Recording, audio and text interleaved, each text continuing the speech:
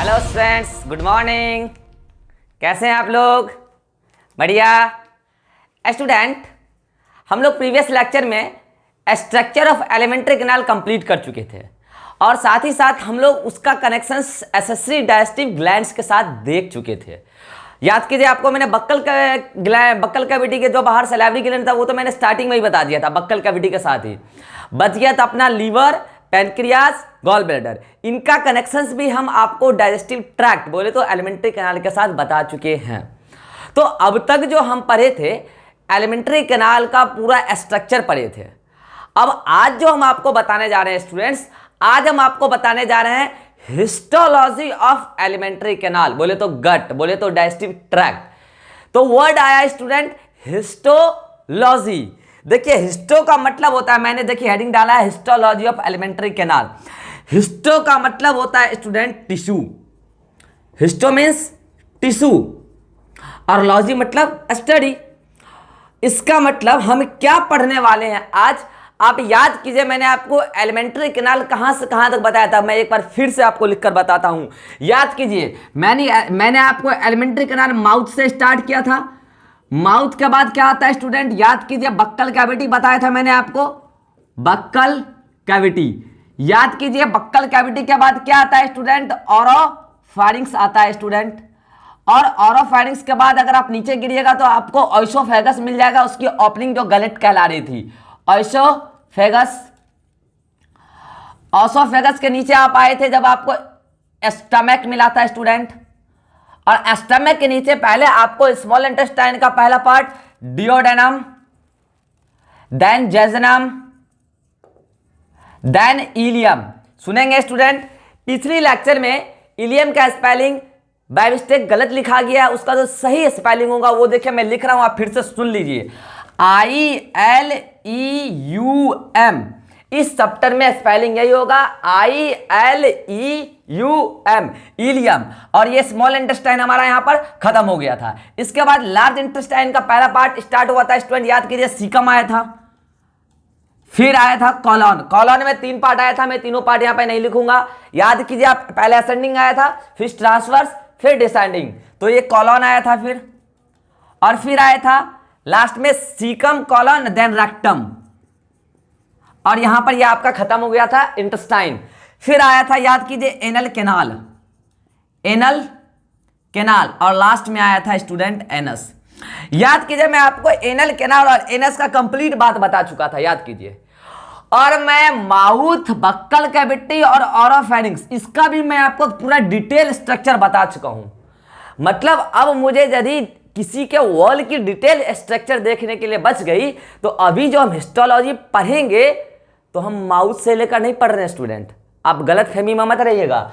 हम ओसोफेगस से लेकर रेक्टम तक जो वॉल है इसकी, ये देखिए ट्रैक्ट था ना, तो मैं ओसोफेगस से रेक्टम तक के वॉल की हिस्टोलॉजी पढ़ने जा रहा हूं। उसकी जो वॉल है वो किस टिश्यूज की बनी है और उसका अरेंजमेंट कैसा है, मैं उसी को पढ़ने जा रहा हूं। तो देखिए, मेरा हेडिंग क्या लिखा हुआ है, हिस्टोलॉजी ऑफ एलिमेंट्री कैनाल। मैंने ब्रैकेट में लिख दिया ओसोफेगस से रेक्टम, ताकि आप समझ जाइए। ये जो हम डायग्राम बनाए हैं, ये ओसोफेगस से रेक्टम तक वाले पार्ट में आपको मिलेगा, एनल कैनाल वाले पार्ट में नहीं मिलेगा आपको। और ये ओसोफेगस से ऊपर वाले पार्ट में ऐसा कोई स्ट्रक्चर आपको वॉल में नहीं मिलेगा। तो देखिए, ये डाइजेस्टिव ट्रैक्ट था ना, याद कीजिए। अब ये डाइजेस्टिव ट्रैक्ट का मैं क्या कर रहा हूं, क्रॉस सेक्शन कट कर रहा हूं। ये देखिए, ये क्रॉस सेक्शन होता है ना, इसको मैं कट किया और बोर्ड पर ये लिया, डायग्राम बना दिया। अब मैं आपको डायग्राम एक्सप्लेन कर रहा हूं कि जब मैं हिस्टोलॉजी पढ़ा तो उसमें क्या क्या पाया। तो देखिए, जब आप एलिमेंट्री कैनाल के वॉल का हिस्टोलॉजी स्टडी कीजिएगा तो आपको पता चलेगा कि ह्यूमन का एलिमेंट्री कैनाल ओसोफेगस से रेक्टम तक मेजरली 4 लेयर का बना हुआ। हम लोग 4 लेयर का नाम दिए स्टडी करने के लिए, 4 लेयर। अगर मैं आउटर टू इनर लेयर का नाम बोलूं तो सबसे बाहर जो लेयर होता है स्टूडेंट्स, उसका नाम है सीरोसा, फिर आता है मस्कुलेरिस, देन आता है सब म्यूकोसा, और सबसे अंदर वाली लेयर आती है म्यूकोसा। मतलब मेजरली आप इसको 4 लेयर में डिवाइड कर सकते हैं। Outer most is serosa and the innermost is mucosa and the second outermost is muscularis and the second innermost is submucosa। तो ये 4 लेयर, कई बार तो पीएमटी में बस इसी को अरेंज करने के लिए लॉलीपॉप क्वेश्चन आ जाता है। ये लीजिए 1 2 3 4। लेकिन यहां से जो आप स्पेलिंग मिस्टेक कीजिएगा, सुनिएगा, आप क्वेश्चन में पढ़ लीजिएगा। चलिए क्वेश्चन दे रहे हैं आज के लेक्चर का, क्वेश्चन नंबर 1। चलिए आंसर दीजिए कमेंट में, आंसर दीजिए। Arrange the sequence of layers of wall in alimentary canal. और ये 4 ऑप्शन है आपके सामने, ये 4 ऑप्शन है from inner to outer. Question में क्या है, इनर टू आउटर आप एलिमेंट्री कैनाल में लेयर्स का अरेंजमेंट बताइए। चलिए कमेंट में बताइए अरेंजमेंट। इसी 4 ऑप्शन में से आपको अरेंज करना है, इस 4 ऑप्शन में से एक चूज नहीं करना है, नहीं तो 2 4 एक मार दीजिएगा आंसर। हाँ सर मस्कुलरिस आंसर है, कमेंट मार रहे हैं। अरे 4 लेयर को अरेंज करना, और क्वेश्चन में क्या दिया है, इनर टू आउटर। चलिए आप कमेंट में आंसर दीजिएगा, मैं आपके आंसर का रिप्लाई जरूर करूंगा। सुनिए, अब आप आंसर देंगे म्यूकोसा, सबम्यूकोसा, मस्कुलरिस, सीरोसा। आप बोलेंगे सर अभी तो आप ऊपर से नीचे बताए थे, फिर आप नीचे से ऊपर बता दिए। मैंने क्या बोला, मैं जब स्टार्टिंग में आपको बताया तो कहां से कहां बताया, आउटर टू इनर, और वो क्वेश्चन में क्या पूछा है, इनर टू आउटर। तो बताइए आपका आंसर रिवर्स हो जाएगा कि नहीं हो जाएगा। तो आप, ये इजी क्वेश्चन है, लेकिन बस एक वर्ड आपका आंसर गलत करा देता है। वो पूछ रहा है इनर टू आउटर और आप याद करके हैं आउटर टू इनर, तो ये तो नाम हो गया। चलिए अब हम लोग इसका डिटेल स्टडी कर रहे हैं कि सीरोसा किस लेयर की बनी हुई है, क्या क्या चीज है उसमें। तो आइए, outer most layer is serosa. अच्छा तो चलिए आज के क्वेश्चन नंबर 1 का आंसर क्या था, मैं आंसर आपको बता देता हूं। म्यूकोसा सबसे अंदर होगी, फिर आएगी सब म्यूकोसा, फिर आएगी मस्कुलरिस और लास्ट में आएगी सीरोसा। तो दिस इज द आंसर। आज के पहला सवाल का आंसर यही था, ठीक है। चलिए अब हम देख रहे हैं एक एक करके डिटेल में। पहला कौन सा लेयर है student, serosa. Serosa is outer most layer of gut from oesophagus to rectum and it is consist of itself 2 layers and the outer layer is known as visceral peritoneum. पता है students, visceral peritoneum हम किसको बोलते हैं, जहां पर areolar connective tissue और simple squamous epithelium. जो बच्चे पहली बार पढ़ रहे हैं उनको ये प्रॉब्लम आता होगा, वो अभी के अभी अपने कॉपी में नोट कर लें इसका फुल फॉर्म। टारगेट वाले समझ जाते होंगे, फाउंडेशन वाले को दिक्कत आएगी। एसीटी का मतलब यहां क्या है, एरियोलर कनेक्टिव टिश्यू, और एसएसई का मतलब सिंपल एस्क्वेमस एपिथेलियम। ये दोनों कंबाइन होकर जहां पर भी विसरल ऑर्गन्स की कवरिंग बना देते हैं, लेयरिंग बना देते हैं, उस लेयर को हम लोग बोलते हैं विसरल पेरिटोनियम। याद करिए स्टमक में क्या बताए थे, और जब इसी के साथ व्हाइट और लिम्फोइड टिश्यू का डिपोजिशन हो रहा था, याद करिए, तो हम लोग क्या बोलते थे, ओमेंटम। तो लेयर का आपको नाम पता होना चाहिए। और पता है स्टूडेंट, विसरल ऑर्गन की जो विसरल पेरिटोनियम लेयर होती है ना, इसको हम लोग स्पेसिफिकली बोलते हैं मीजोथीलियम। ये भी सवाल डायरेक्टली कई बार आया, बायो में वर्ड से सवाल आ जाता है। मीजोथीलियम इज एपिथेलियम, मैंने बोला ना simple squamous epithelium. Mesothelium is epithelium of visceral organs. ये एनसीईआरटी का वर्ड है स्टूडेंट, और ये डायरेक्ट सवाल आने की पूरी प्रोबेबिलिटी है। एक वर्ड आपको सुनने को मिलेगा एंडोथीलियम। क्या स्टूडेंट, एंडोथीलियम। पता है एंडोथीलियम हम लोग किसको बोलते हैं, जिस दिन आपको मैं सर्कुलेटरी सिस्टम पढ़ाऊंगा तो उसमें मैं आपको पढ़ाऊंगा ब्लड वेसल्स, उसमें पढ़ाऊंगा मैं आपको कैपिलरी, ब्लड कैपिलरी। और ब्लड कैपिलरी में जो सिंपल एस्क्वेमस एपिथेलियम होता है उसको हम लोग क्या बोलते हैं, एंडोथीलियम। तो ये भी आप साइड में नोट कर लीजिएगा, endothelium is simple squamous epithelium of blood capillary. Blood capillary, ये वर्ड से डायरेक्ट सवाल आता है स्टूडेंट। तो आइए हम अपने टॉपिक पर क्या थे, मीजोथीलियम आउटर मोस्ट लेयर हो गई, और उसमें क्या क्या है, एरियोलर कनेक्टिव टिश्यू और सिंपल एस्क्वेमस एपिथेलियम, जिसको मैंने क्या नाम दिया, विसरल पेरिटोनियम। ये जो ब्लैक वाली आपको आउटर मोस्ट लेयरिंग पूरी की पूरी दिख रही है, दिस इज विसरल पेरिटोनियम। इसके जस्ट अंदर आपको मिलेगी व्हाइट फाइबरस कनेक्टिव टिश्यू की लेयरिंग। कनेक्टिव टिश्यू जहां भी होता है काम होता है सपोर्ट देना। ये एपिथेलियम लेयर को क्या कर रही है, सपोर्ट दे रही है, ताकि वो इसके ऊपर आराम से ग्रो कर पाए। और ये व्हाइट फाइबरस कनेक्टिव टिश्यू और विसरल पेरिटोनियम, इसी दोनों को हम लोग मिलाकर बोले serosa, which is outer most layer of wall of alimentary canal from the oesophagus to the rectum. तो आउटर मोस्ट कंप्लीट हुआ। चलिए, जब आप सीरोसा के अंदर आइएगा तो smooth muscles, do you know smooth muscles? मैं आपको जिस दिन पढ़ाऊंगा मस्कुलर सिस्टम तो आपको बताऊंगा स्मूथ मसल्स क्या होता है, स्केलेटल मसल्स क्या होता है, कार्डियक मसल्स क्या होता है। आप देखिएगा हमारा video lecture. Smooth muscles are that muscles which are regulated, their activity is regulated by autonomic nervous system. मैं नर्वस सिस्टम पढ़ाऊंगा तो आप वो भी लेक्चर्स देखिएगा। नर्वस सिस्टम हमारे यहाँ अंदर मेजरली दो प्रकार का, central nervous system, autonomic nervous system. जिस पर हमारा कंट्रोल हो वो होगा सेंट्रल नर्वस सिस्टम, जो हमारे वॉलंटरी एक्टिविटी, जो हमारे इच्छा के अनुसार हो रहा हो, और जो हमारे इच्छा के अनुसार से नहीं हो रहा, हमारे विल पावर से नहीं हो रहा हो, that is involuntary action which is regulated by autonomic nervous system. और जो मसल्स ऑटोनॉमिक नर्वस सिस्टम से कंट्रोल होती है, ऐसे मसल्स को हम लोग स्मूथ मसल्स बोलते हैं स्टूडेंट।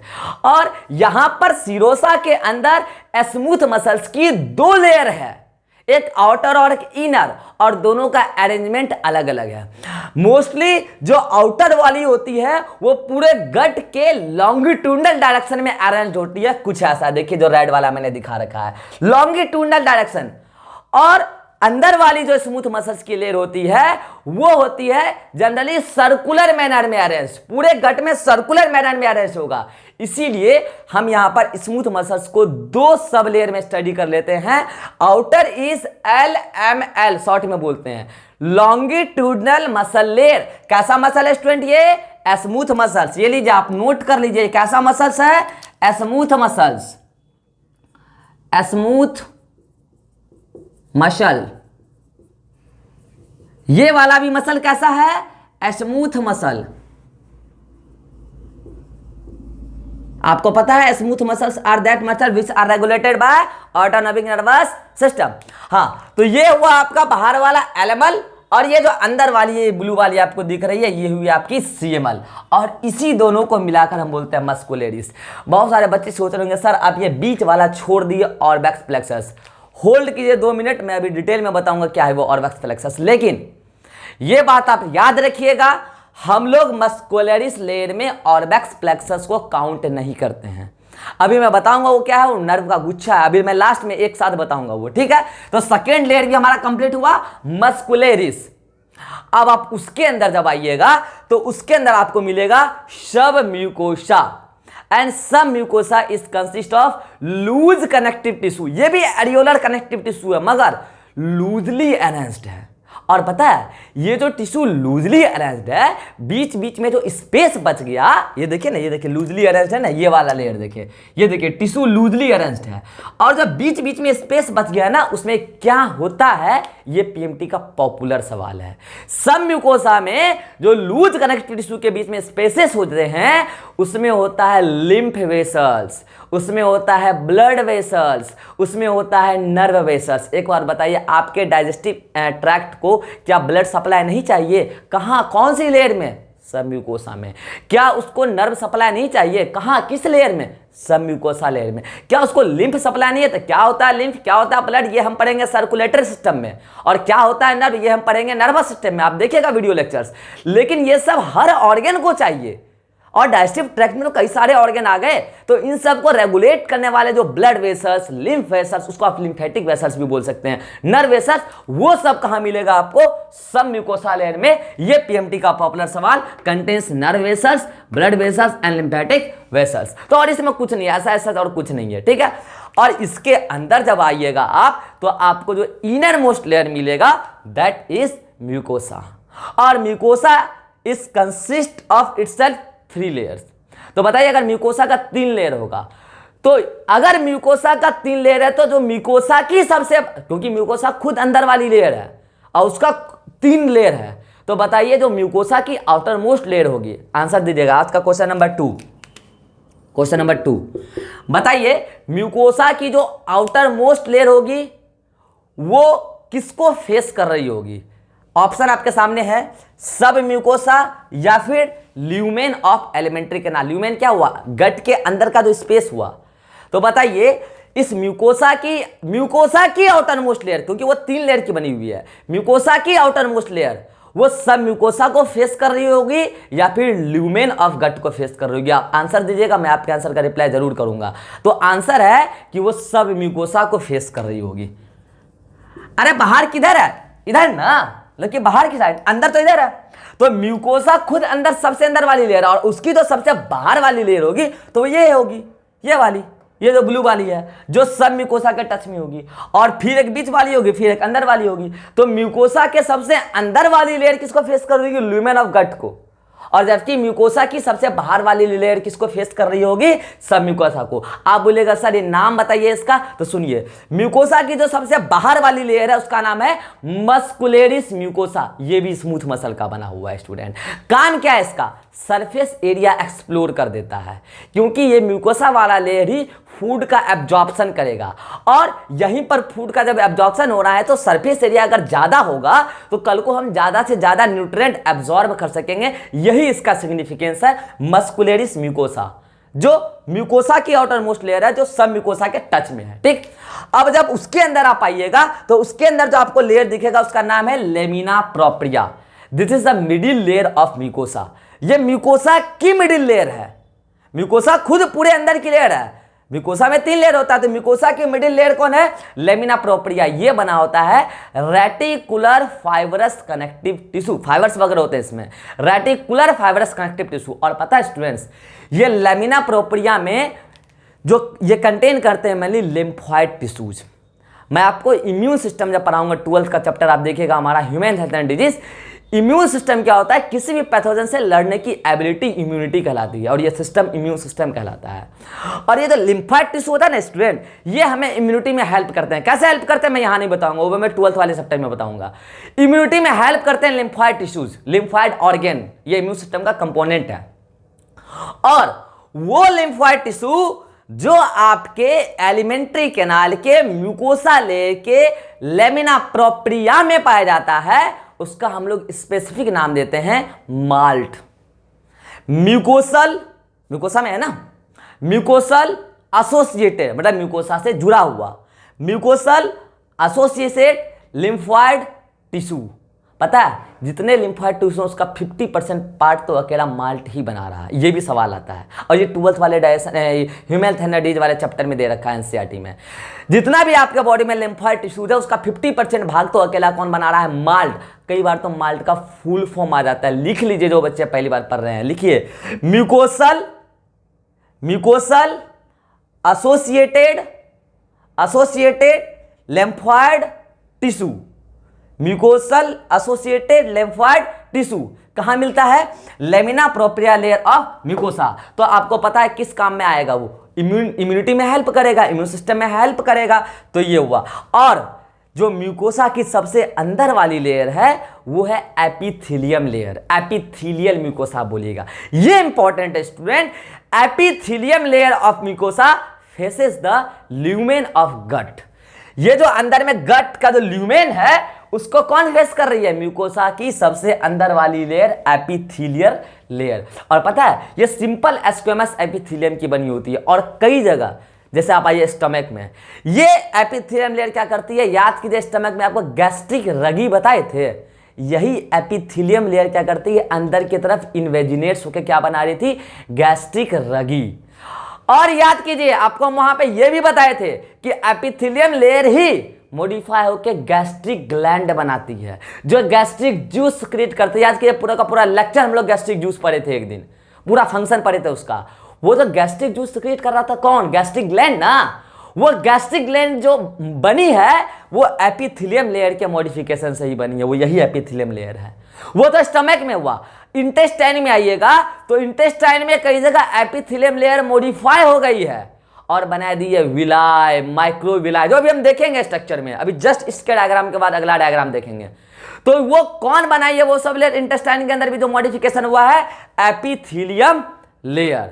और एपिथेलियम लेयर डायरेक्ट फेस कर रही है ल्यूमेन ऑफ गट को, फूड के एब्जॉर्प्शन में डायरेक्ट आपको यही काम आएगा। तो ये तीनों लेयर को मिलाकर muscularis mucosa, lamina propria, epithelium layer, तीनों को मिलाकर हम लोग क्या बोलते हैं स्टूडेंट्स? म्यूकोसा। और उसके अंदर फिर क्या बचा होगा, ल्यूमेन ऑफ गट। तो this is the histology of alimentary canal. तो आप इसमें क्या समझे कि यदि आप आउटर टू इनर आइएगा तो मेजरली आप 4 लेयर बोलिएगा, क्या, सिरोसा, मस्कुलेरिस, सब म्यूकोसा और म्यूकोसा। और यदि आपको बोलेगा कि आप डिटेल में एक एक लेयर का नाम बताइए, तो चलिए आप कमेंट में मारिए, पूरे लेयर का अरेंजमेंट बताइए, आउटर टू इनर बताइए जल्दी से। आप कमेंट में लिख के बताइए, हम आपको बताते हैं आंसर क्या होगा। आपसे बोला डिटेल में आउटर टू इनर बताइए पूरा हिस्टोलॉजी का लेयर। तो सबसे बाहर वाली लेयर, ये जो ब्लैक वाली है जो आपको दिख रही है, क्या नाम है इसका, विसरल पेरिटोनियम। उसके अंदर आइएगा, जो ब्लू वाली आपको दिख रही है, that is white fibrous connective tissue. और उसके अंदर जब आइएगा तो लॉन्गिट्यूडनल मसल लेयर, रुकिए, होल्ड कीजिए, रुकिए। अब उसके बाद आप सर्कुलर मसल लेयर नहीं लिखिएगा। अब सुनिए, एक बात बताइए, आपके डाइजेस्टिव ट्रैक्ट में क्या होता है, मूवमेंट, पेरिस्टाल्टिक मूवमेंट, याद कीजिए आपको बताए थे। जो स्मूथ मसल्स होते हैं गट के वॉल में, वो पेरिस्टाल्टिक मूवमेंट शो करते हैं, तो फूड का मूवमेंट नीचे की तरफ होता है। रिदमिक कॉन्ट्रैक्शन बोलिए ना, रिदमिक कॉन्ट्रैक्शन, इसको बोलते हैं पेरिस्टाल्टिक मूवमेंट, रिदम में ये पेरिस्टाल्टिक मूवमेंट है। अब सुनिएगा, इसका रेगुलेशन कोई ना कोई तो करता होगा ना। एक बात बताइए, आपके गट के अंदर या आपके डाइजेस्टिव ट्रैक्ट के अंदर फूड कब डाइजेस्ट होगा, कितने देर में होगा, या आपके वश का है। आपके वश का होता तो आप रोज खसिए खाते, एकदम दबा लेते पकड़ के, हम चावते हम बैठ के। ऐसा कुछ होता है क्या, नहीं। और अगर ऐसा होता कि हम 5 मिनट में पचा लेते, तब तो आप दिन भर बैठ के खाते रहते ना, नहीं। वो एलिमेंट्री कैनाल का जो स्मूथ मसल्स है वो खुद भी अपने कंट्रोल में नहीं है। उसको कौन रेगुलेट कर रहा है, ऑटोनॉमिक नर्वस सिस्टम। और ऑटोनॉमिक नर्वस सिस्टम ऐसे कंट्रोल नहीं करता है, वो वहां मैसेज भेजेगा उसको, बोलेगा तू अब कॉन्ट्रैक्ट हो तो होगा, बोलेगा तू रुक जा तो रुकेगा। और ये जो मैंने बोला है ना, 2 टाइप का काम, एक पॉजिटिव एक निगेटिव, एक बोल रहा है कर, एक बोल रहा है नहीं कर। तो ऑटोनॉमिक नर्वस सिस्टम का भी 2 पार्ट, पैरासिम्पैथेटिक नर्वस सिस्टम और सिंपैथेटिक नर्वस सिस्टम। हम पढ़ेंगे ये बात नर्वस सिस्टम में, डिटेल में पढ़ेंगे। शॉर्ट में बता रहा हूं, जब हमारे बॉडी के अंदर इमरजेंसी कंडीशन आता है तो सिंपैथेटिक नर्वस सिस्टम एक्टिवेट हो जाता है, और जब नॉर्मल कंडीशन रहता है, नॉन इमरजेंसी कंडीशन, तो उस टाइम हमारे बॉडी के अंदर पैरासिम्पैथेटिक नर्वस सिस्टम एक्टिवेट होता है। चलिए आप खुद बताइए, आपके सामने शेर आ गया, ये इमरजेंसी कंडीशन है या नॉन इमरजेंसी कंडीशन है, बताइए। हाँ, आप बोलिएगा कि नॉन इमरजेंसी कंडीशन, ऐसा ऐसा शेर से हम रोज फेस करते हैं। तो एक बार आइएगा सामने, शेर आपके सामने आ गया, आप भागिएगा ना वहां से, तो बताइए ना आपके लिए इमरजेंसी है कि नॉन इमरजेंसी रहा, इमरजेंसी कंडीशन रहा। चलिए ना, रटना कुछ नहीं, आपको एग्जांपल से बता देते हैं। चलिए, शेर आपके सामने आ गया, आप उस समय खाइएगा, खा के पचाइएगा कि भागिएगा, क्या बोलिएगा शेर को, भाई रुक जा, खा लेते फिर भागेंगे, ये बोलिएगा नहीं। उस समय, क्योंकि आपको पता है कि फूड के डाइजेशन से नो डाउट एनर्जी निकलेगी, लेकिन स्टार्टिंग में पहले एनर्जी लगेगी ब्रेकडाउन में, तो उस टाइम आप एनर्जी कंजर्व करके भागने में लगाइएगा, ना कि फूड को डाइजेस्ट करने में। तो उस समय सिंपैथेटिक नर्वस सिस्टम जो एक्टिवेट होगा, आप खुद बताइए, वो पेरिस्टाल्टिक मूवमेंट को जो इस पूरे गट का है उसको इनहिबिट करेगा या स्टिमुलेट करेगा, बताइए। बताइए आज का क्वेश्चन नंबर 3 कि इमरजेंसी कंडीशन में जो सिंपैथेटिक नर्वस सिस्टम आपके पेरिस्टाल्टिक मूवमेंट ऑफ गट को स्टिमुलेट करेगा कि इनहिबिट करेगा, तो आंसर है इनहिबिट करेगा, क्योंकि उस टाइम आपको फूड का डाइजेशन नहीं करना, भागना। चलिए, वहीं जब नॉन इमरजेंसी कंडीशन हो तो कौन आएगा, पैरासिम्पैथेटिक नर्वस सिस्टम। तो बताइए, पैरासिम्पैथेटिक नर्वस सिस्टम उस टाइम आपके गट में जो पेरिस्टाल्टिक मूवमेंट हो रहा है उसको स्टिमुलेट कर देगा या इनहिबिट कर देगा, बताइए। क्वेश्चन नंबर 4 क्या होगा, parasympathetic nervous system non emergency condition में आया है, यह आपके गट के पेरिस्टाल्टिक मूवमेंट को स्टिमुलेट करेगा या इनहिबिट करेगा, तो आंसर स्टिमुलेट करेगा, फूड को डाइजेस्ट कराना है। अब आप सोच रहे होंगे ठीक है तो कर देगा, नर्वस सिस्टम कहाँ, ब्रेन में, खोपड़ी में, और ये कहाँ, डाइजेस्टिव ट्रैक्ट, तो वहां से यहाँ एक तार गया है जो हम पढ़ेंगे नर्वस सिस्टम में, और तार का क्या नाम है, नर्व वेसल्स। नर्व्स, वो नर्व का गुच्छा, उसको हम लोग बोलते हैं प्लेक्सस, क्या बोलते हैं स्टूडेंट, प्लेक्सस।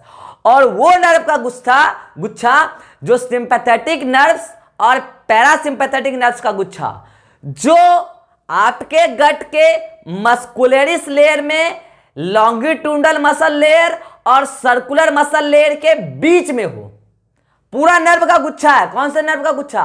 सिंपैथेटिक और पैरासिम्पैथेटिक नर्व का गुच्छा। उसका नाम है ऑर्बैक्स नर्व प्लेक्सस या फिर माइंट्रिक नर्व प्लेक्सस। बच्चा बोलता है मास्टर इसका काम क्या है? अरे अभी तो बताया, पेरिस्टाल्टिक मूवमेंट को कंट्रोल करना। तो बच्चा समझ लेता, ओ अच्छा इसका काम है कि पेरिस्टाल्टिक मूवमेंट को स्टिमुलेट करेगा। घंटा, अरे मैंने कंट्रोल वर्ड बोला है। कंट्रोल, कंट्रोल बढ़ाना भी होता है और घटाना भी होता है। मतलब इसमें दो टाइप के नर्व्स का गुच्छा है, एक सिंपैथेटिक और एक पैरासिम्पैथेटिक। और अभी बताए सिंपैथेटिक नर्व का गुच्छा क्या करेगा? इनहिबिट करेगा पेरिस्टाल्टिक मूवमेंट को, और पैरासिम्पैथेटिक नर्व का गुच्छा क्या करेगा? स्टिमुलेट करेगा पेरिस्टाल्टिक मूवमेंट को। तो आपके गट का पेरिस्टाल्टिक मूवमेंट को कौन रेगुलेट कर रहा है स्टूडेंट? ऑर्बैक्स नर्व प्लेक्सस, या उसी को आप बोलिए माइंट्रिक नर्व प्लेक्सस। तो चलिए फिर से आउटर टू इनर आए। तो आउटर वाली क्या हो गई? विसल पेरिटोनियम, फिर वाइड फाइबरस कनेक्टिव टिश्यू, फिर लॉन्गिट्यूडिनल मसल लेयर। अब आप क्या बोलिएगा?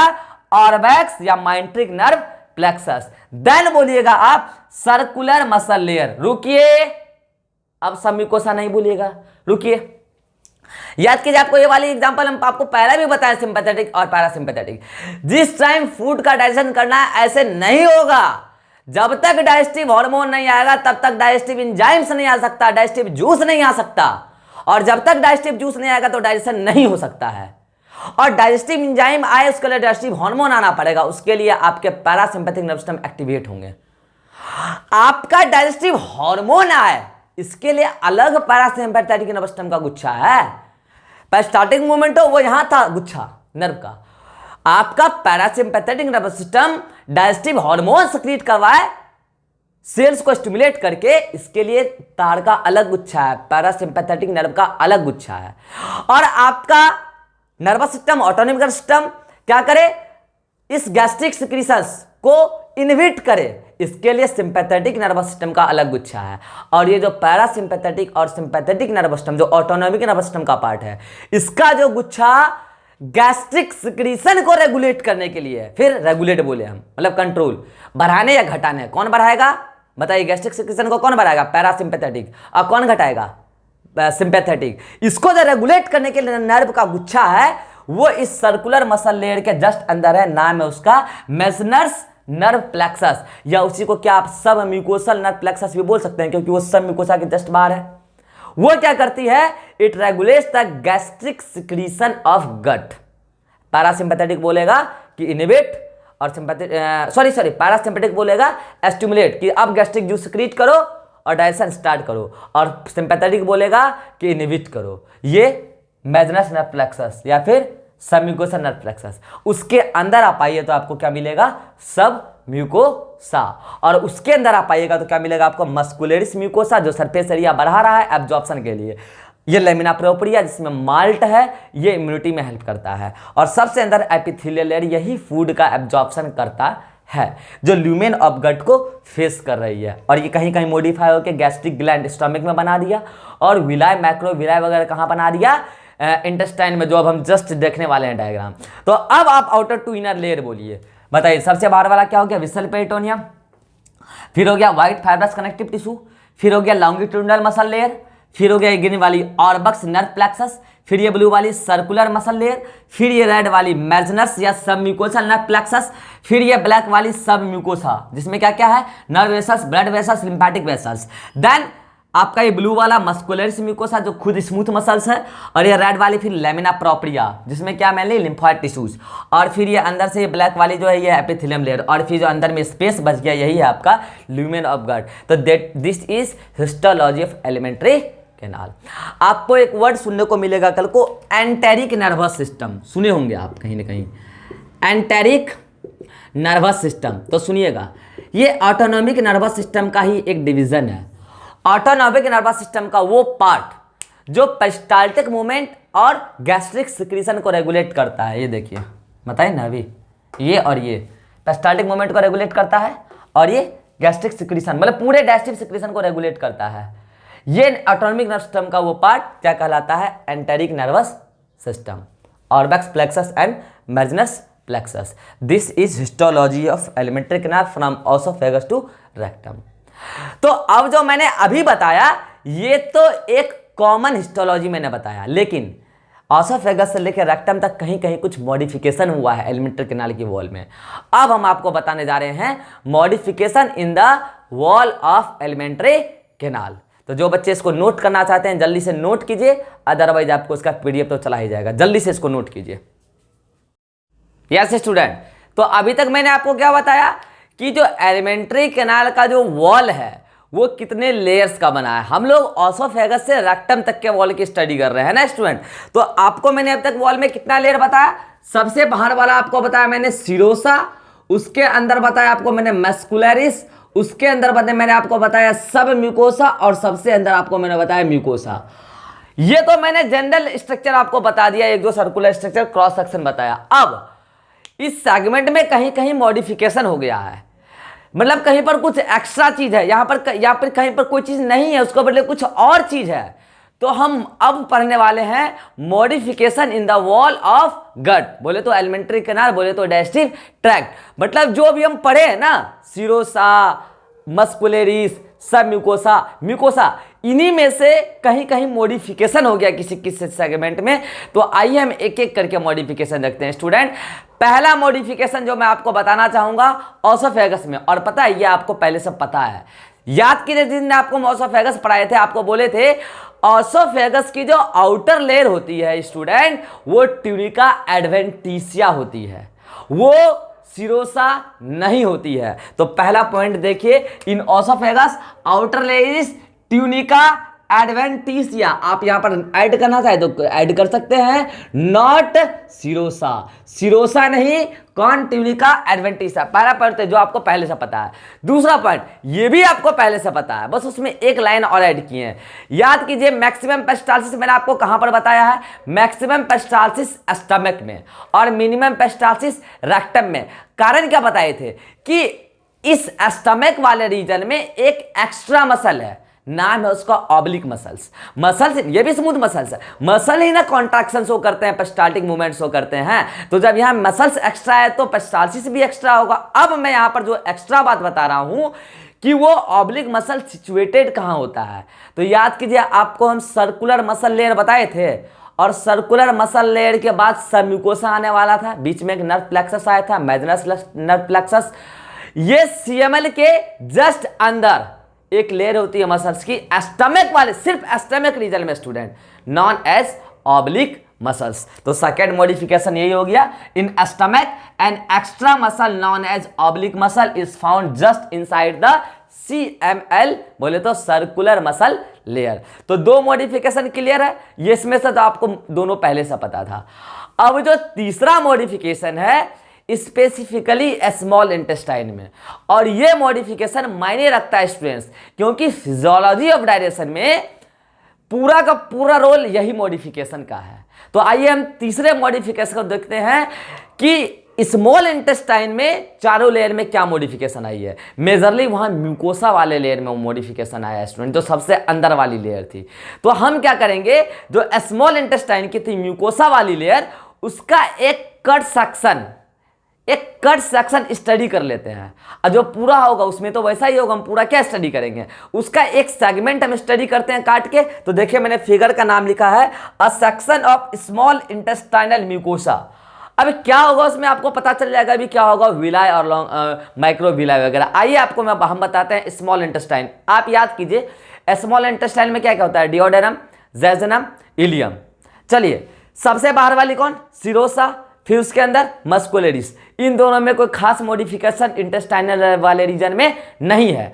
अब सुनिएगा, ये मान लीजिए सब म्यूकोसा वाली लेयर है, और इसके अंदर अगर मान लीजिए मैं इधर अंदर मान रहा हूं इधर बाहर है, तो मान लीजिए यहां पर क्या होगा, सबसे बाहर में सीरोसा होगा, फिर मस्कुलरिस होगा। मैंने नहीं बनाया क्योंकि उसमें इंटेस्टाइन में कोई ऐसा मॉडिफिकेशन है नहीं। तो मैं कहां से स्टार्ट हो रहा हूं, सब म्यूकोसा से। तो मान लीजिए यहां से यहां तक वाला पूरा लेयर क्या है, सब म्यूकोसा। याद कीजिए मैंने बताया ना, सब म्यूकोसा लूज कनेक्टिव टिश्यू का बना होता है, और लूज कनेक्टिव टिश्यू में ही बीच बीच में क्या है, याद कीजिए उस वाले डायग्राम में बताए थे, लिम्फ वेसल्स, आर्टरी, वेन, इन दोनों को मिलाकर आप क्या बोलिएगा, ब्लड वेसल्स। जो बच्चे फाउंडेशन वाले सुनिए, वेसल्स का मतलब सिंपली क्या होता है, एक पाइप, एक पाइप जिसमें कोई फ्लूइड बह रहा हो उसको आप वेसल बोल सकते हैं। अब वैसा पाइप जिसमें लिम्फ बह रहा हो, अब लिम्फ क्या होता है तो आपको सर्कुलेटरी सिस्टम का वीडियो देखना पड़ेगा। ऐसा पाइप जिसमें ब्लड बह रहा हो, ब्लड क्या होता है इसके लिए फिर आपको सर्कुलेटरी सिस्टम का वीडियो देखना पड़ेगा। ऐसा पाइप जिसमें लिम्फ बह रहा हो, लिम्फ वेसल्स। ऐसा पाइप जिसमें ब्लड बह रहा हो, ब्लड वेसल्स। ये सब जो डाइजेस्टिव ट्रैक्ट में होंगे, देखिए सब म्यूकोसा वाले लेयर में, देखिए ग्रीन वाली क्या है ये लिम्फ वेसल, इसमें लिम्फ बह रहा होगा। क्या काम है लिम्फ का, ये सब बात आपको सर्कुलेटरी सिस्टम में पता चलेगा। अच्छा ये देखिए रेड वाली क्या आर्टरी है, पूरा आर्टरी है, ऑक्सीजनेटेड ब्लड। और ये ब्लू वाली देखिए ये वेन है, डी ऑक्सीजनेटेड ब्लड। इन दोनों में ब्लड बह रहा है इसलिए बोला मिलाकर ब्लड वेसल्स। अब नर्वस सिस्टम आप पढ़िएगा तो नर्व का पूरा क्या होता है, गुच्छा बन जाता है। नर्व का पूरा लंबा लंबा तार बन जाता है एक टाइप से, उसका बोलेगा नर्व फाइबर। वो भी कहाँ मिलता है, सब म्यूकोसा वाले रीजन में ही मिलता है। ये देखिए मिल रहा है। ये तो यहाँ पर तो कोई मॉडिफिकेशन नहीं ना दिखा, बोलेगा सर इतना तो आपको उस डायग्राम में भी बताए थे, तो पूरे डाइजेस्टिव ट्रैक्ट में मिलता है। हाँ पूरे डाइजेस्टिव ट्रैक्ट में ऐसा होता है। तो फिर यहाँ पे आप म्यूकोसा अलग से बनाकर क्या दिखाना चाहते हैं तो सुनिए। डिओडेनम का बहुत इंपॉर्टेंट सवाल है स्टूडेंट, सुनिएगा। डिओडेनम का जो सबम्यूकोसा है उसमें एक ग्लैंड पाई जाती है और उस ग्लैंड का नाम है ब्रूनर्स ग्लैंड। ये रेड वाली आपको दिख रही है। In the submucosa of only duodenum, और ये एक प्रकार का मल्टी सेलुलर ग्लैंड है। ऐसा ग्लैंड जो बहुत सारे सेल्स का बना हुआ है। अब आप बोलिएगा सर इसका काम क्या है तो सुनिएगा, ये सिक्रीट करता है एल्कलाइन फ्लूइड। अब बोलेगा एल्कलाइन फ्लूइड का क्या काम है, एक बात बताइएगा, स्टमक में क्या सिक्रीट हुआ था, HCl होगा। ये HCl क्या करेगा, ये तो जला देगा पूरे इंटेस्टाइन को ना।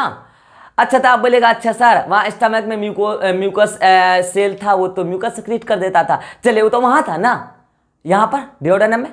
और आपको पता है कि डिओडेनम में भी डायरेक्शन होने वाला है। जब आप अब कल से आप पढ़िएगा फिजियोलॉजी ऑफ डायरेक्शन, डिओडेनम में भी डायरेक्शन होगा और काइम आएगा ना, पाइलोरिक ऑरिफिस। याद कीजिए पाइलोरिक स्फिंक्टर खुलेगा तो काइम आएगा, क्या एसिडिक फॉर्म ऑफ फूड है, तो डिओडेनम का एपिथेलियम तो जल जाना चाहिए, नहीं जलता है स्टूडेंट, क्योंकि ये जो ब्रूनर्स ग्लैंड का एल्कलाइन सिक्रीशन है ये HCl के सिक्रीशन को, मतलब HCl के एक्शन को प्रिवेंट कर देता है, न्यूट्रलाइजेशन रिएक्शन हो जाता है। तो जब बताइए रिएक्शने नहीं होगा तो बताइए वहां पर कोई डिस्टर्बेंस हो सकता है, एपिथेलियम जल सकता है क्या। तो ये फंक्शन देखिए आप, secretes alkaline fluid which prevent duodenal epithelium, duodenum के एपिथेलियम को फ्रॉम दियर डैमेज, डैमेज से बचाएगा due to action of HCl, HCl के एक्शन की वजह से बचाएगा। अब ये कैसा ग्लैंड है मैंने पहले बताया, मल्टी सेलुलर ग्लैंड है। इंपॉर्टेंट बात जो ये है कि इस सिक्रीशन में एल्कलाइन फ्लूइड में एक भी एंजाइम नहीं होता, मतलब ये फूड के डाइजेशन में कोई हेल्प नहीं करता, ब्रेक डाउन में कोई हेल्प नहीं करता। हाँ मिलेगा यहां पर सब म्यूकोसा के डिओडेनम मतलब वाले रीजन में, लेकिन कि इसमें एक भी एंजाइम नहीं है। तो पता है क्या फिजियोलॉजी ऑफ डाइजेशन में कोई पार्ट इन्वॉल्व हो सकता है क्या, इसका नहीं होगा। तो ये बहुत इंपॉर्टेंट बात है भाई कि इसमें कोई भी एंजाइम नहीं है, नो एनी एंजाइम। तो ये हुआ आपका सब म्यूकोसा में मॉडिफिकेशन, वो भी सिर्फ कहां पे दिखा आपको, डिओडेनम वाले रीजन में। चलिए अब अगले सेगमेंट की तरफ हम बढ़ रहे हैं। अगला सेगमेंट क्या है, अब अंदर जब आइएगा आप सब म्यूकोसा के अंदर तो आपको पूरा मिलेगा म्यूकोसा। याद कीजिए म्यूकोसा की हम आउटर लेयर, 3 लेयर है ना उसमें, हम बताए थे 3 लेयर होता है म्यूकोसा में। जो आउटर लेयर था उसको हम लोग क्या बोलते थे, मस्कुलरिस म्यूकोसा, वो खुद स्मूथ मसल्स की बनी है। उसमें भी 2 लेयर है, लॉन्गिट्यूडनल मसल लेयर बाहर वाली और अंदर वाली सर्कुलर मसल लेयर। ये सब म्यूकोसा के जस्ट अंदर जो होगा, बताइए वो म्यूकोसा का आउटर मोस्ट लेयर होगा कि नहीं होगा, बताए थे ना। ये ब्लू वाली पूरी लेयर ये क्या है आपका, मस्कुलरिस म्यूकोसा। मैं नहीं लिख रहा हूं, अब मैं बता दे रहा हूं, ठीक है। ये देखिए रेड वाली, ये रेड वाली आपको दिख रही है। चलिए मस्कुलरिस म्यूकोसा के अंदर याद कीजिए आपको लेमिना प्रोप्रिया बताए थे, जिसमें माल्ट होता है, ठीक। यहां तक कोई मॉडिफिकेशन ऐसा है नहीं। अब जो अंदर वाली सबसे अंदर वाली लेयर थी म्यूकोसा की, क्या बोल रहे थे उसको हम लोग, एपिथेलियम लेयर। सुनिएगा ये जो एपिथेलियम लेयर है म्यूकोसा की, ये फोल्ड बना लेती है। इंटेस्टाइन के अंदर की बात कर रहे हैं स्टूडेंट, इंटेस्टाइन के अंदर फोल्ड बना लेती है। और ये फोल्ड 2 प्रकार का होता है, एक होता है ट्रांसवर्स और एक होता है लॉन्गिट्यूडनल। याद कीजिए हम आपको क्या बोलते हैं बार बार, ये डायरेक्शन क्या हो गया ट्रांसवर्स और ये डायरेक्शन क्या होता है लॉन्गिट्यूडनल। आप देखिए फोल्ड का मतलब क्या, फोल्डिंग, इस प्रकार का फोल्डिंग ही तो हुआ, इस प्रकार का फोल्डिंग ही तो हुआ।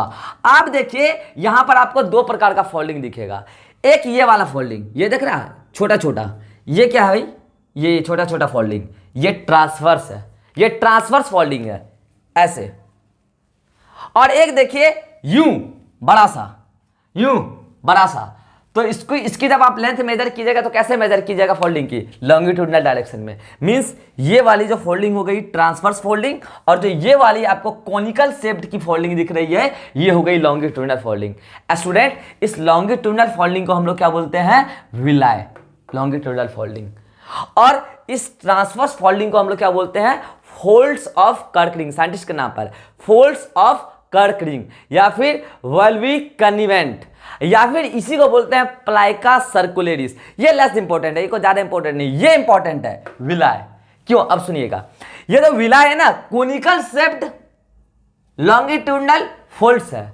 अब सुनिएगा, विलाय को जो सेल अंदर से लाइंड कर रही है, ये ब्लू वाली आपको दिख रही है, विलाय को जो सेल्स अंदर से लाइंड कर रही है उस सेल का नाम है स्टूडेंट एंटेरोसाइट सेल। क्या नाम है, एंटेरोसाइट सेल्स।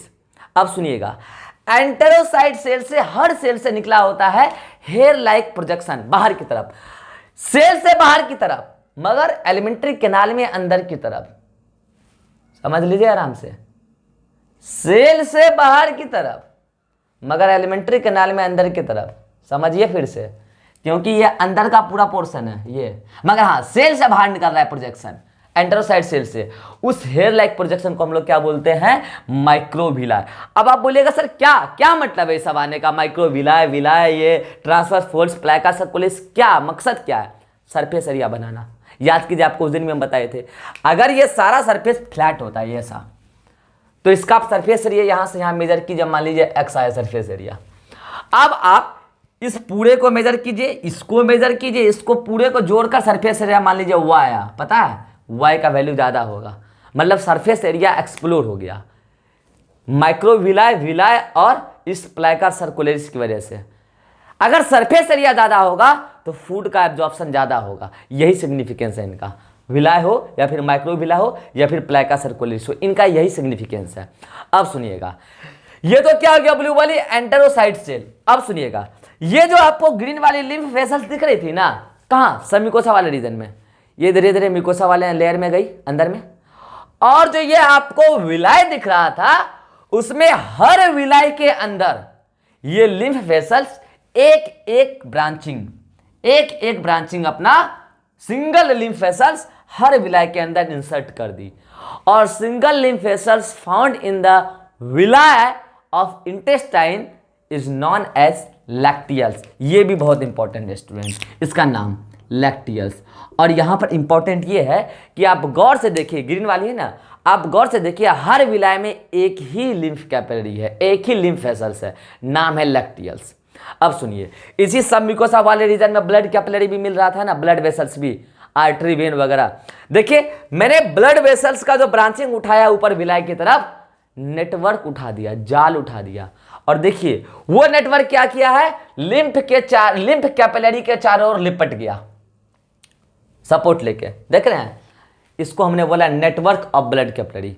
तो यहां से जो इंपॉर्टेंट सवाल आता है कि इंटेस्टाइन के अंदर, स्मॉल इंटेस्टाइन के अंदर जो विलाय है, विलाय क्या है, वही एपिथेलियम लेयर की लॉन्गिट्यूडनल फोल्डिंग। विलाय के अंदर लिम्फ कैपिलरी कितना, सिंगल, लिम्फ वेसल सिंगल, नाम लैक्टियल्स।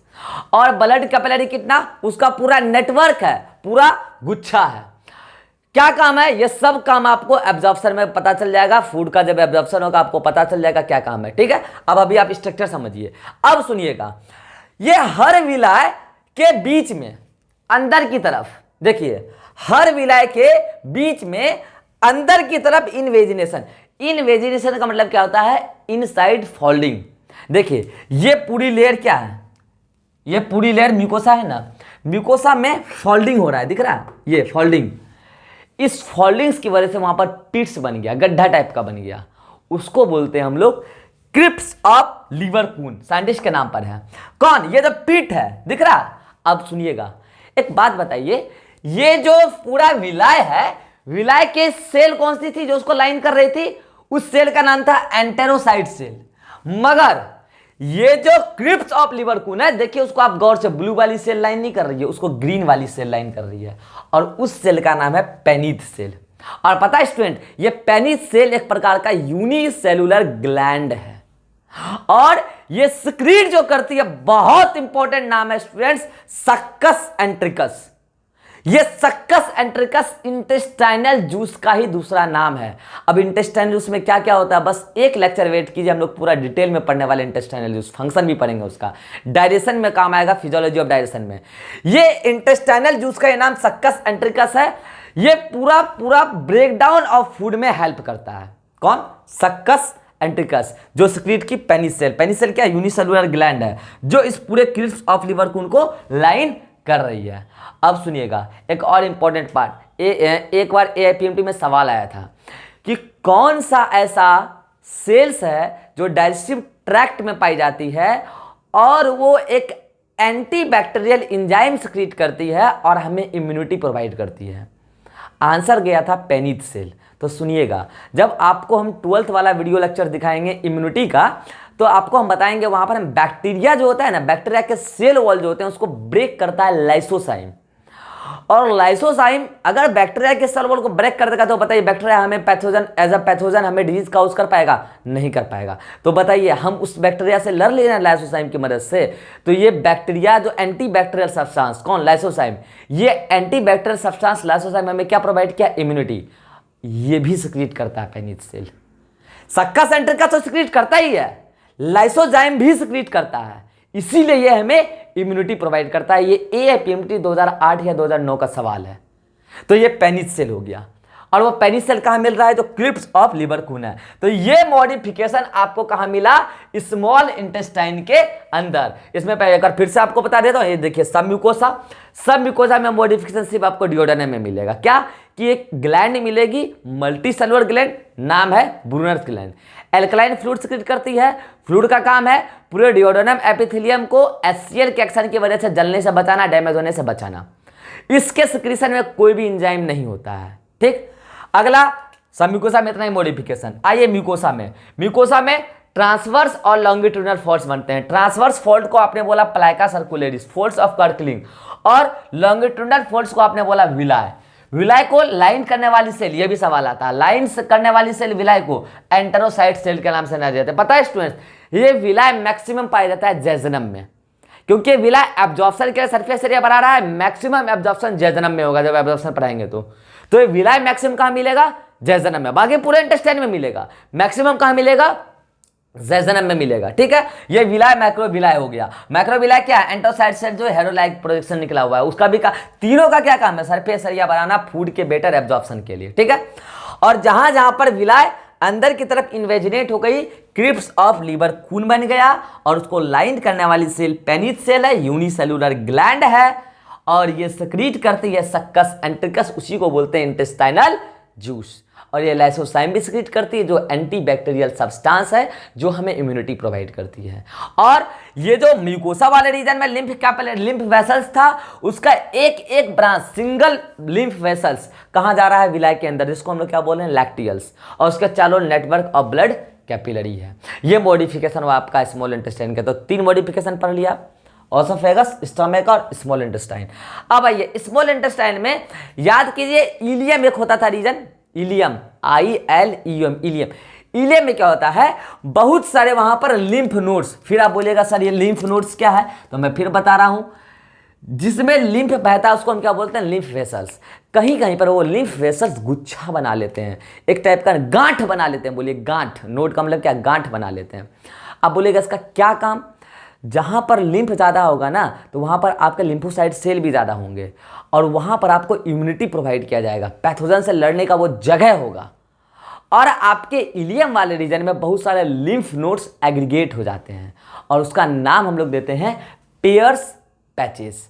पेयर्स पैचेस बोलते हैं। इम्यूनिटी में ये भी हेल्प करता है, क्योंकि वहां पर क्या? लिम्फ नोड, उसमें लिम्फोसाइट्स। कैसे लिम्फोसाइट्स आपको मदद करता है इम्यूनिटी में? तो आप हमारा 12th का वीडियो देखिएगा, human health and disease immunity में। तो ये आपको आज मैंने क्या पढ़ाया? Modification in the wall of gut. मुबारक हो स्टूडेंट्स, हमारा स्ट्रक्चर ऑफ डाइजेस्टिव ट्रैक्ट्स पूरा समाप्त हो गया। अब हम नेक्स्ट लेक्चर में पढ़ने वाले हैं फिजियोलॉजी ऑफ डाइजेशंस। जो बच्चे आज ये वीडियो लेक्चर पहली बार देखे हैं वो स्टार्टिंग से लेके पहले यहां तक का वीडियो देखिए, नहीं तो उनको फिजियोलॉजी ऑफ डाइजेशन समझ में बिल्कुल नहीं आएगा, आपको रटने जैसा लगेगा जब फालतू में बैठ के रटिएगा। लेकिन अगर आप स्टार्टिंग से लेके यहां तक का पूरा लेक्चर समझ कर देख लीजिएगा, पूरा स्किप मत कीजिएगा, तो आपको अगले 3 लेक्चर में जो मैं पढ़ाऊंगा फिजियोलॉजी ऑफ डाइजेशन, बहुत मजा आ जाएगा। पूरा का पूरा रिएक्शन है, एक भी रिएक्शन आपको रटाऊंगा नहीं, और बहुत सारे क्वेश्चंस भी आपको मैं कराऊंगा। तो आप नेक्स्ट लेक्चर में देखिए फिजियोलॉजी ऑफ डाइजेशन। और आज के पूरी लेक्चर को आप वीडियो लेक्चर देख लिए तो नीचे जाइए, डिस्क्रिप्शन में 2 लिंक दिया होगा, एक लिंक में बोर्ड वर्क और एनसीईआरटी कंटेंट मिलेगा, और एक लिंक में आपको क्लास नोट्स मिलेगा, तो वो आप पढ़ लीजिए। कोई डाउट हो तो आप भेजिए। ठीक है बच्चों, नेक्स्ट लेक्चर में मिलते हैं हम लोग फिजियोलॉजी ऑफ डाइजेशन के साथ। ठीक है बच्चों, बाय बाय, थैंक यू।